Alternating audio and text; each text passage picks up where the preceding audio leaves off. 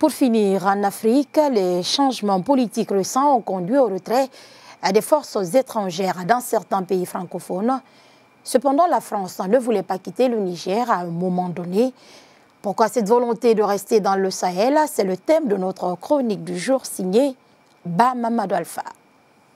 Après des siècles de domination, d'esclavage et des décennies de colonisation et d'exploitation, il est grand temps de dire non à l'oppresseur. La souffrance, nous l'avons déjà connue et la colère persiste. Pourtant, l'Afrique, le berceau de l'humanité doté d'énormes ressources minières, forestières et agricoles, doit enfin se réveiller pour briser ce cercle incessant de souffrance. Pourquoi ce complexe d'infériorité persiste-t-il? Alors, l'heure de la vérité a sonné. Il est temps de prendre notre responsabilité et notre destin en main. N'a-t-on pas dit que Cabrimore n'a pas peur de couteau? Alors, qu'attendons-nous? La récente implication de la France dans la crise au Niger soulève des questions. Pourquoi la France s'accrochait-elle à ses anciennes colonies africaines? S'agit-il d'une continuation du néocolonialisme ou de la France-Afrique?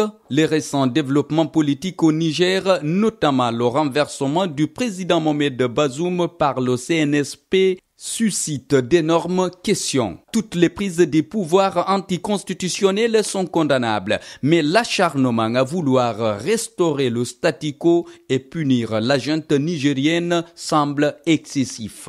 Après plusieurs coups d'État dans le continent africain, notamment au Niger, au Burkina Faso, en Guinée et au Tchad, la France n'a jamais agi avec autant de fermeté. Même lors du dernier cas au Gabon, on n'a pas observé une réaction aussi intransigeante de la part de la France. Alors, la France n'a-t-elle pas peur de perdre le Niger au profit de la Russie? Ce pays possède d'importantes ressources minières dont l'uranium, essentiel dans l'industrie nucléaire et la production de l'énergie. Le constat révèle que suite au refus de la Russie de livrer de l'électricité à l'Europe à la suite de la crise ukrainienne, seule la France n'a pas subi les conséquences grâce à ses réserves inépuisables au Niger, notamment à travers Areva. Alors, pourquoi la France ne voulait-elle pas quitter le Niger? Pourtant,